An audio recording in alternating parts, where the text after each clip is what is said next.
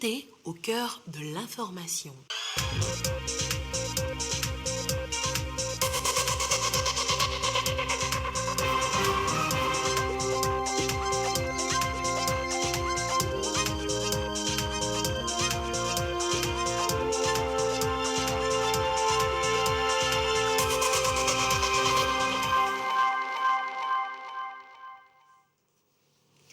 Il est l'heure du journal sur la télévision togolaise. Heureuse de vous savoir au rendez-vous. Madame, monsieur, bonsoir. Et voici les titres de cette édition. L'assurance maladie universelle est désormais une réalité au Togo. Les députés à l'Assemblée nationale ont voté le projet de loi hier en plénière pour donner ainsi accès aux soins de santé à tous. Les précisions dans cette édition. Les personnes souffrant de pathologies mentales seront prises en charge d'une nouvelle manière. Ce sera grâce à un nouveau projet. Son nom, Agbe Yeye. Et puis l'ambassadeur du Brésil au Togo quitte définitivement notre pays. Le diplomate de Sales Menezes est en fin de mission. Avant son départ, il a été convié à un dîner d'adieu offert par le gouvernement togolais. Voilà donc pour les titres. Sachez que le chef de l'État, Faure Eswazimna Nyazingbe, est en visite d'amitié et de travail en Mauritanie. Et le chef de l'État a été accueilli à son arrivée à l'aéroport international de Nouakchott par son homologue Mohamed Ould Cheikh El Ghazaoui. Les relations d'amitié et de coopération entre la Mauritanie et le Togo feront l'objet des échanges entre les deux chefs d'État et durant donc cette visite d'amitié et de travail du président de la République, Faure Eswazimna Nyazingbe, dans ce pays. Nous y reviendrons dans nos prochaines éditions. Après l'INAM, School Assure, Wezou, voilà désormais l'assurance maladie universelle au Togo. Le projet de loi a été adopté hier à l'Assemblée nationale. Le cadre législatif est ainsi planté pour offrir aux populations des soins de santé de qualité. Des précisions avec Marie-Ange Bida. Des questions, des réponses. Quelle sera la relation entre ces assurances-là et l'assurance maladie universelle à venir? Est-ce que ce ne serait pas bien de nous dire ce que ça coûterait? Nous avons opté pour une approche progressive de la mise en place de l'assurance maladie universelle.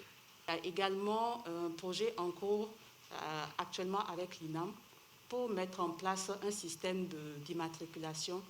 Face à la représentation nationale, le gouvernement expose ses motivations, celles qui sous-tendent le projet de loi instituant l'assurance maladie universelle en République togolaise. À l'unanimité, les députés présents l'approuvent. Aujourd'hui marque la matérialisation de cette volonté ferme, constante et soutenue du chef de l'État d'offrir aux Togolaises et aux Togolais des soins de santé de qualité et abordables pour tous. Conformément à ces orientations et sous sa haute impulsion, notre pays est ainsi résolument engagé sur la voie de l'émergence. Ainsi, l'axe 1 de la feuille de route gouvernementale sur la période 2020-2025, portant sur la consolidation du développement social et le renforcement des mécanismes d'inclusion, s'est révélé judicieux dans le cadre de la lutte contre la pandémie de la COVID-19 et traduit le souci d'accélérer notre marche vers un système universel qui ne laisse personne de côté en offrant une couverture sanitaire universelle. Ce nouveau dispositif législatif va améliorer le système de santé pour des soins de qualité. Il prend en compte les agents publics, les acteurs du secteur informel et agricole, bref, tous les Togolais. Chaque citoyen aura droit à des soins de santé à un coût abordable. Les inégalités sociales de santé sont l'une des injustices les plus criantes partout dans le monde. Devant la maladie et la douleur, les déterminants sociaux, tels que l'origine sociale et le niveau de revenu, ne devraient introduire ni maintenir aucune forme de discrimination. En effet, les inégalités sociales affaiblissent le sentiment d'appartenance collective et deviennent une menace pour la cohésion de la société elle-même. L'action publique, au-delà du renforcement de ces axes classiques, devrait davantage permettre à chaque citoyen de bénéficier ou de faire bénéficier à sa famille les soins dont ils ont besoin.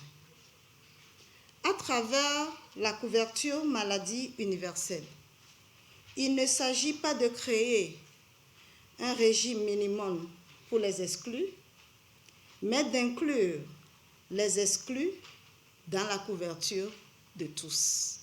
Aujourd'hui, la population togolaise reçoit une heureuse nouvelle. Le droit à l'assurance maladie universelle est désormais garanti à tous.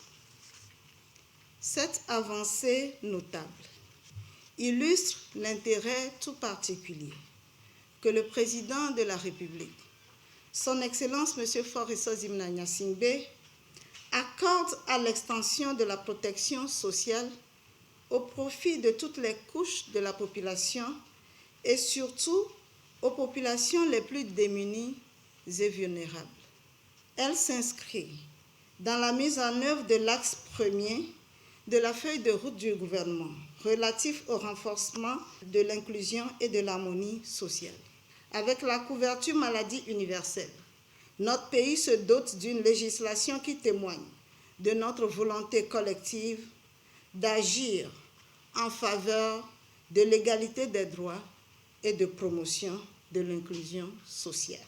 La nouvelle loi prévoit un organe de gestion, l'Agence nationale d'assurance maladie sociale. Progressivement, le manque de centres de santé et de soins appropriés ne seront que de lointains souvenirs. Et Gerson nous a rejoint sur ce plateau. Gerson, bonsoir. Bonsoir Anita. Gerson, avec le recul, peut-on parler d'innovation donc avec cette nouvelle loi sur l'assurance maladie universelle? Heureuse nouvelle, annonce la présidente de l'Assemblée nationale, Yawa Djigbori Tchegan, on vient de l'entendre tout à l'heure. Une innovation majeure, eh bien Anita, selon les commentateurs, les qualificatifs ne manquaient pas pour cette loi de l'assurance maladie universelle votée hier à l'Assemblée nationale par les députés. Désormais, tout le monde, fonctionnaire ou pas, artisan, le mécanicien du coin de la revendeuse du pain, plus personne n'est laissé de côté. Il s'agit, on vient aussi de l'entendre, d'inclure désormais les exclus dans cette couverture de tous. J'emprunte là la formule à la présidente de l'Assemblée nationale. C'est donc une forme de solidarité qui est exprimée envers tous. Encore plus intéressante, eh bien, cette loi instaure un régime d'assistance médicale au profit même des personnes incapables de contribuer à l'assurance maladie obligatoire. Vous le savez, Anita, c'est un système de cotisation au départ. En tant que fonctionnaire, chaque mois, eh bien, il y a quelque chose qui est prélevé de nos salaires et qui nous donne droit à l'INAM, par exemple. Cette fois, avec cette loi assurance maladie universelle, même ceux qui n'ont rien à cotiser, ceux qui ne travaillent pas, eux aussi ont droit à cette maladie, à cette assurance maladie universelle. Ils sont donc couverts et c'est la main tendue à tous, la solidarité manifestée envers tous, et c'est là une innovation majeure, une bonne et heureuse nouvelle pour les Togolais. Alors, Gerson, voilà donc pour les innovations, mais y a-t-il aussi des intérêts? Oui, Anita, il y a des intérêts réels à dégager pour ce projet. D'abord, il y a l'accès à des soins de qualité à coût abordable. En termes de coût, nous faisions déjà l'expérience avec INAM. Deuxième intérêt à dégager ce soir, eh bien, c'est que notre système de santé va se développer, va se renforcer. Il y a aussi la prévention assurée de la maladie par l'éducation sur le plan santé pour les populations. Et face à la demande, on peut aussi espérer à l'État l'amélioration du plateau technique dans nos hôpitaux et centres de santé à travers le pays, l'inclusion sociale, en clair, la solidarité envers les couches les plus défavorisées, ceux qui ont assez peu de moyens sont pris également en compte. Au final, en État, eh bien, c'est la lutte contre la pauvreté dans notre pays qui gagne du terrain. Merci beaucoup Gerson pour ces explications, pour nous faire découvrir encore mieux cette loi sur l'assurance maladie universelle. Antonio Carlos de Sales Menezes, ambassadeur extraordinaire et plénipotentiaire du Brésil, est en fin de mission au Togo. À la veille de son départ, le chef de la diplomatie togolaise Robert Doucet lui a offert un dîner d'adieu. Le compte rendu avec Issa Karuna, avec la voix de Sandra Aziagbe. Après 6 ans de mission diplomatique, l'ambassadeur extraordinaire et plénipotentiaire du Brésil fait ses adieux au Togo. Un toast entre Antonio Carlos de Sales Menezes et Robert Doucet a imagé l'événement. Il célèbre l'excellence des relations de coopération et d'amitié entre les deux pays, le Brésil et le Togo. Pour le diplomate brésilien, son départ du Togo n'est qu'un au revoir. Je sais que nous pouvons faire beaucoup de choses. Je suis sûr que mon successeur continuera mon travail. Les semences que nous avons essayé de lancer pendant ces 6 années, sans oublier jamais le Togo, je vais continuer à faire de mon mieux pour continuer ce travail. C'est un ami qui a marqué son passage. Le Togo lui reste reconnaissant pour les retombées de ces 6 années de mission. Je voudrais, au nom du président de la République, le président Faure Gnassingbé, vous remercier et vous féliciter pour le travail excellent que vous avez fait dans notre pays. Vous dire combien nous sommes reconnaissants pour cette dévotion, pour cet attachement que vous aviez dans l'exercice de votre tâche ici au Togo. Nous avions eu à travailler ensemble et nous sommes satisfaits de ces résultats. Antonio Carlos de Sales Menezes est attendu en Guinée-Conakry pour une nouvelle mission diplomatique. Le commerce transfrontalier est confronté à plusieurs difficultés dans la région de l'Afrique de l'Ouest et pour y faire face, le programme de facilitation du commerce a été mis en place dans la zone et les besoins des commerçants et commerçants du corridor Lomé-Ouagadougou ont été recensés par la Chambre de commerce et d'industrie du Togo à cet effet et les résultats ont été présentés ce matin. Le compte rendu avec Christine Petit-Kialodé. Les micro et très petites entreprises du corridor Lomé-Ouagadougou ont du mal à se faire financer. C'est le constat de l'enquête menée par la Chambre de commerce et d'industrie du Togo CCIT. Une enquête qui a également touché d'autres difficultés. Il y a des moments où les associations ont dû mettre des garanties en place pour obtenir des financements, mais les financements ne sont pas arrivés. Ils ont également un problème de normes en ce qui concerne leurs produits. Ils ont un problème d'emballage pour pouvoir mieux écouler leurs produits, puisqu'ils sont sur un corridor, ils sont censés vendre dans 2 pays. Ils ont besoin de renforcement de compétences en gestion pour pouvoir mieux gérer leur entreprise et éviter de confondre le bénéfice avec le fonds de commerce. Certaines même de ces structures se trouvent dans l'informel. Ces résultats sont le fruit du programme de facilitation du commerce en Afrique de l'Ouest, un mécanisme qui vise à éliminer les freins directs au commerce. En fonction de leurs besoins, les acteurs recevront une formation sur les méthodes et moyens de travail pour plus de compétitivité.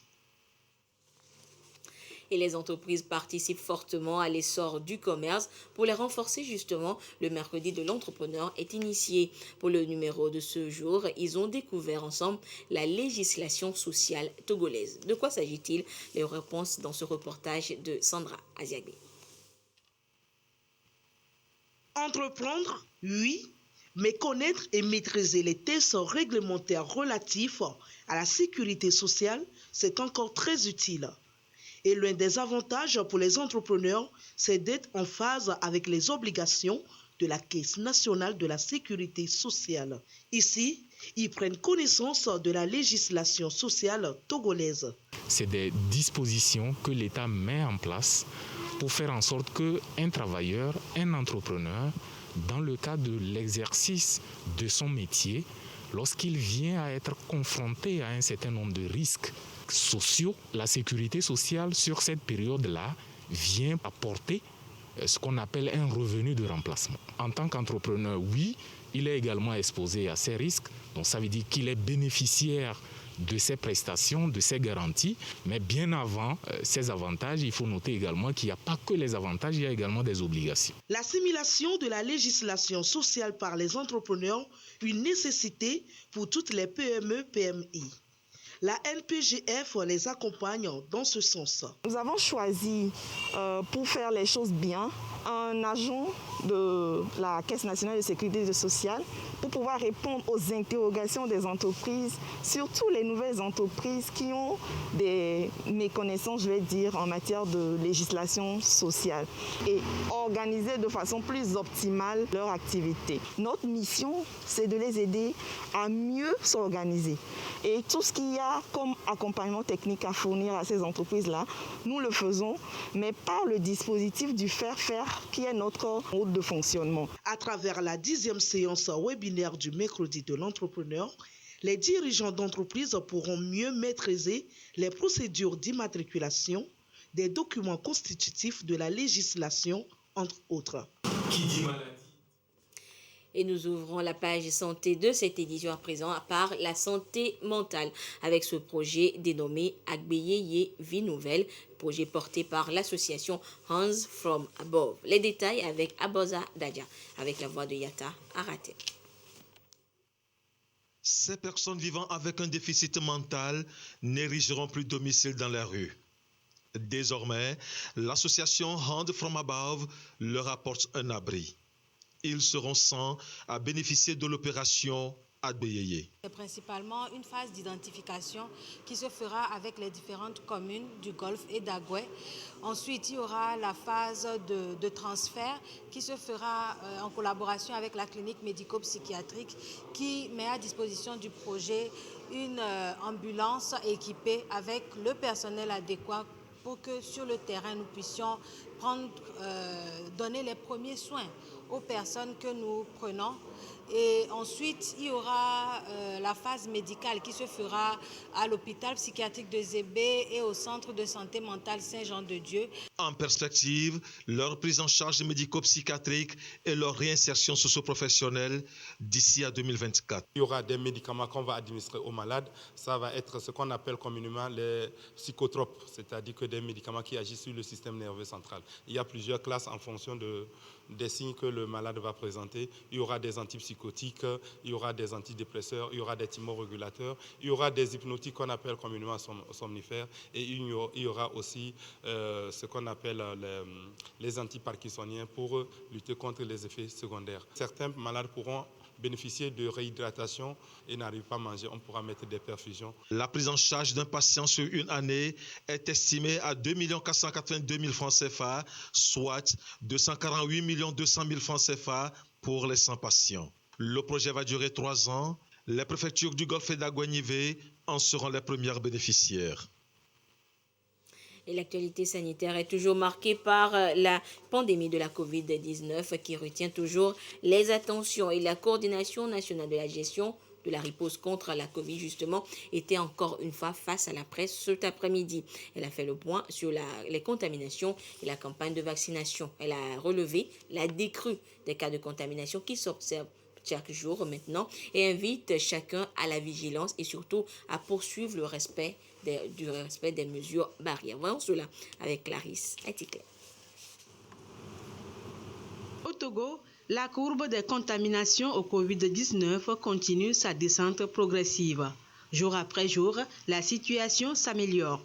Les chiffres de cette semaine le prouvent bien. Pour cette semaine, nous avons totalisé 184 cas contre 300 la semaine dernière, 500 la semaine d'avant et plus de 1600 les mois passés. Vous comprendrez avec moi que la pente continue par descendre. Aussi, pour ce qui est des décès, nous avons eu 3 décès cette semaine.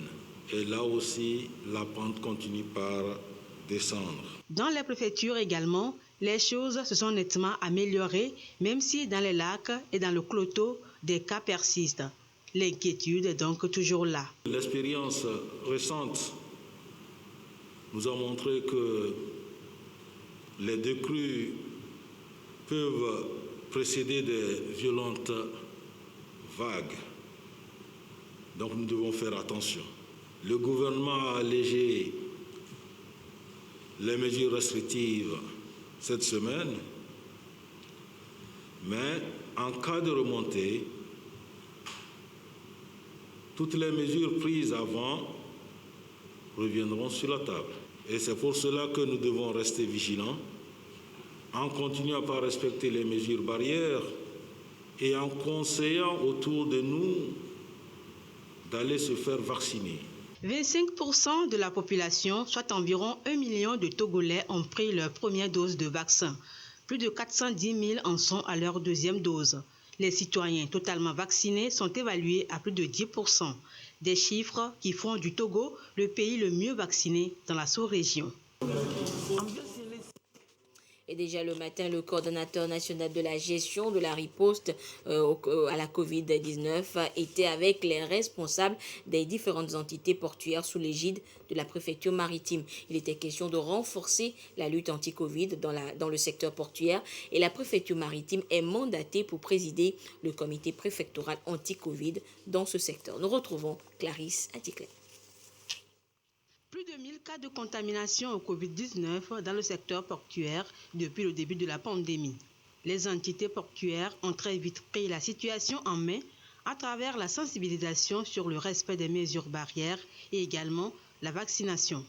Des actions que la Coordination nationale de la gestion de la riposte au Covid-19 souhaite davantage renforcer. Et les responsables des structures portuaires seront fortement mis à contribution. Tous les directeurs généraux de ces institutions qui sont ici sont les premiers à être sensibilisés. Et ceux-là vont sensibiliser, n'est-ce pas, le reste de leurs agents. Et aussi les opérateurs économiques qui vont venir dans leur service. Toutes les activités de riposte à la pandémie se feront sous l'égide du comité préfectoral anti-Covid présidé par la préfecture maritime. Nous sommes là aujourd'hui pour réactiver le comité préfectoral au niveau du port qui va permettre d'organiser, de sensibiliser, de vacciner les populations qui travaillent au port pour que les activités reprennent normalement sans entraîner des contaminations dans la zone portuaire. Le secteur portuaire est une plateforme en perpétuel mouvement de personnes et de navires. Les risques de contamination y sont donc élevés, d'où la nécessité de poursuivre sans relâche les sensibilisations sur les mesures barrières avec une incitation par la méthode douce à la vaccination. Et à ce jour du mercredi 13 octobre 2021, la situation de la pandémie au nouveau coronavirus Covid-19 au Togo se présente comme suit. Le nombre de cas confirmés s'élève à 25 826. 19 nouveaux cas enregistrés depuis hier. Le nombre de personnes guéries est de 24 805. 135 nouveaux guéris depuis hier. Le nombre de cas actifs s'élève à 784 et le nombre de décès est de 237. Et c'est un communiqué signé par le ministre en charge de la santé, professeur Moustapha Mijiawa. Et l'une des causes des chiffres de contamination élevés à la COVID-19 est le faible taux de vaccination.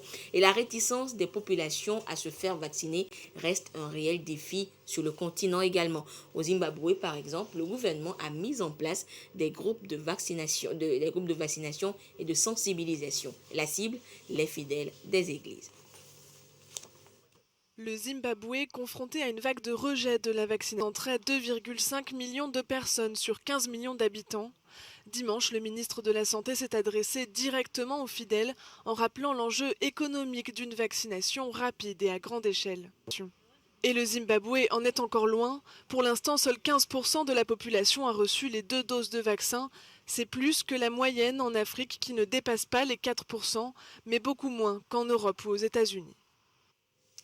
Et toujours dans l'actualité sur le continent, au lendemain de la décision de la Cour internationale de justice accordant à la Somalie la majeure partie de la frontière maritime, le Kenya réagit. Le gouvernement de Nairobi rejette la décision. Le Kenya rejette la décision de la Cour suprême des Nations Unies. La Cour internationale de justice de La Haye a accordé à la Somalie la majeure partie d'une portion de l'océan Indien, potentiellement riche en pétrole et en gaz. Elle ne confie au Kenya qu'une petite partie de cette portion de mer, à l'origine d'une dispute entre les deux pays. Si le Kenya n'est pas surpris par la décision, il est profondément préoccupé par l'importance de la décision et ses implications pour la région de la Corne de l'Afrique. et le droit international en général. D'emblée, le Kenya souhaite indiquer qu'il rejette en totalité et ne reconnaît pas les conclusions de la décision.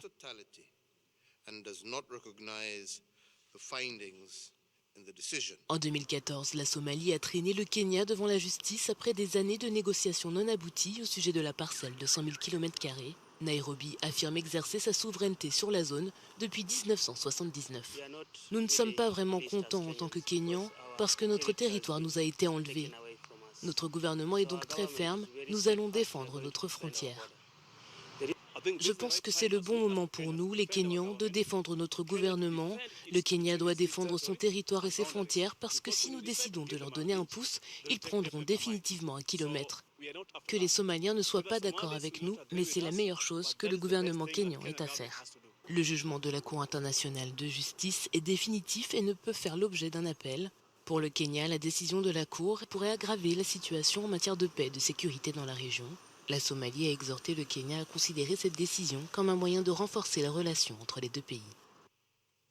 Retour en page nationale avec cette signature d'accord de partenariat qui a eu lieu ce jour entre ASCAI et le ministère des Sports et des Loisirs. Les équipes nationales, à l'instar des éperviers du Togo, seront désormais accompagnées par cette compagnie aérienne lors de leurs divers déplacements. Le compte rendu avec Gisèle Kozona et Carmen Madjé Akapo. La compagnie aérienne panafricaine ASCAI s'engage à contribuer au rayonnement du sport togolais. L'accord de partenariat ici scellé va offrir des conditions préférentielles de voyage aux équipes nationales, notamment aux éperviers du Togo et au personnel du ministère dans le cadre des compétitions et missions officielles. Le contrat aujourd'hui avec le ministère des Sports, c'est un contrat commercial qui donne un certain avantage en termes de tarifs de billets, en termes des avantages dans les voyages et dans les vols charter aussi. L'équipe nationale du Togo a utilisé ASCAI pour le dernier match. L'équipe a gagné au Congo. La coopération est déjà mise sur orbite pour une durée de 3 ans renouvelable. C'est un accord gagnant-gagnant basé sur un principe de partenariat public-privé.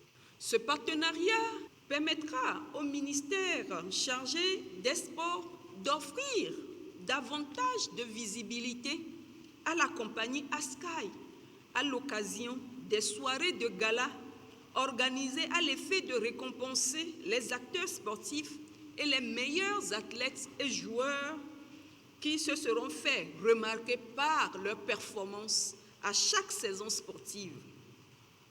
Mais aussi, ce partenariat offrira une visibilité dans nos stades à la compagnie ASCAI. Chaque fois que nous aurons à accueillir aussi des compétitions sportives. Les éperviers du Togo ont réussi l'exploit mardi à Brazzaville.